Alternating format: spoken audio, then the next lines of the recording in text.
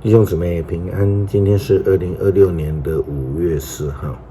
今天的经文是诗篇102篇第1节到17节，出埃及记13章17节到22节，使徒行传第7章17节到40节。今天要跟大家分享的主题是主同行。以马内利，上帝同在，是上帝给世人最大的应许。而上帝也因为人的不同的需求、情况、时间、地点，有不同的同在方式。上帝给绝望的以色列开了一条路，让天使来照顾他，喂养他吃东西，让他恢复体力。今天的经文出埃及记13章17节到22节，记载了上帝与出埃及的以色列人同在。上帝的方法就是用云柱、用火柱来陪伴以色列人，跟他们同行。埃及王放以色列人走的时候，上帝没有带走他们走非利士海边那条近路。上帝说，恐怕我的子民遇见了战事就后悔，再回到埃及去。所以上帝带他们绕着远道，经过旷野，走红海。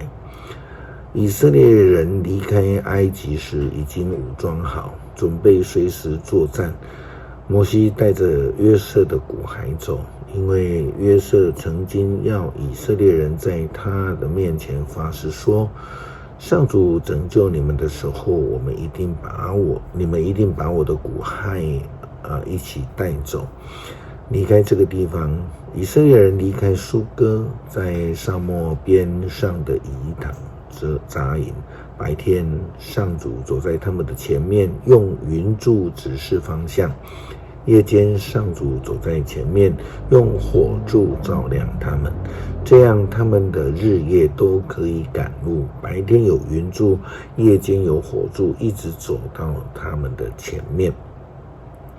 司提反在面对审问的时候，有提到了上帝如何呼召亚伯拉罕，并且赐给他应许的恩福。不但他有了孩子，他的后代在埃及也生养众多。到后来遇到一位不认识宰相约瑟的法老王掌权的时候，开始的苦待了以色列人。上帝就差派摩西去带领以色列人出埃及。上帝亲自的与以色列人同在同行，并且行了许许多多的神迹来保守看顾以色列人。但是终究是有人不明白上帝的同在，却以为或是故意的去扭曲制造金牛，说这是带领我们的神明。使徒行传第7章17节到40节，司提反见证这样说道：上帝向亚伯拉罕实行诺言的日子快要到的时候，以色列族在埃及的人口已经增加很多。后来有一个完全不认识约瑟的新王开始统治埃及。这王用诡计剥削我们的同胞，虐待我们的祖先，强迫他们丢弃婴儿，不让他们活下去。就在这个时候，摩西出生了。他长得非常的可爱，在家里被抚养了3个月。到了他被丢弃的时候，埃及王的女儿收养了他，把他当作自己的儿子带大。他接受了埃及文化的熏陶，很有说话和办事的能力。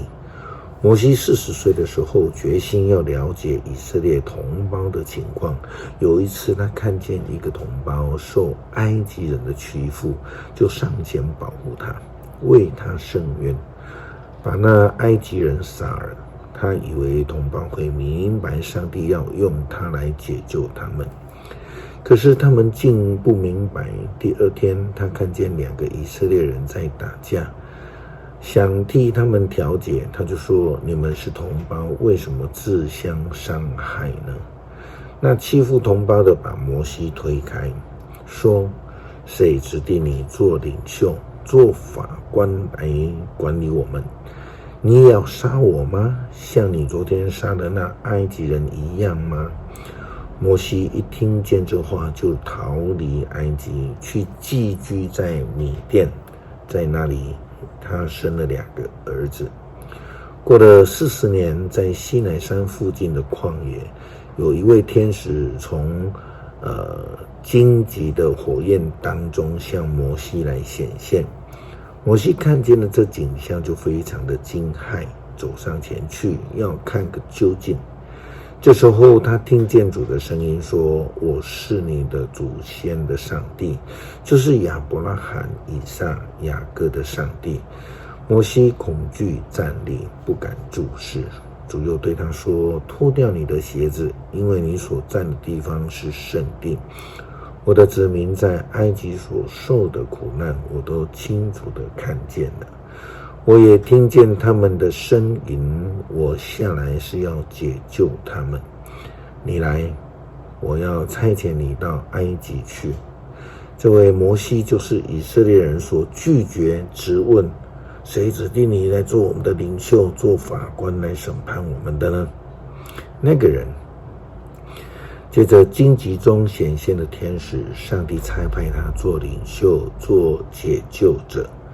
他带领人民从埃及出来，在埃及、红海，在旷野的40年当中，行了许多的神迹奇事。也就是说，这位摩西告诉以色列人民这样说道：上帝要从你们的同胞当中为你们兴起一位先知，正像他兴起我一样。摩西在旷野跟以色列会众走在一起，他和我们的祖先以及西奈山跟他说话的天使在一起，领受了上帝永恒的信息，把信息传给了我们。但是我们的祖先不听从他，也不理会他，宁愿回到埃及去。他们对亚伦说：请替我们造一个神像，好让我们前面来带路。我们不晓得那个领我们出埃及的摩西遭遇了什么事。诗篇102篇第1节到17节，请兄姐自行来研读。恳求慈爱的上帝保守带领我们，与我们同行，让我们脱离苦难。求主帮助我们明白，唯有靠主与主同行，才能够得胜。恳求上帝在我们的一生当中同在保守，与我们同行。祷告奉主耶稣基督圣名求，阿们。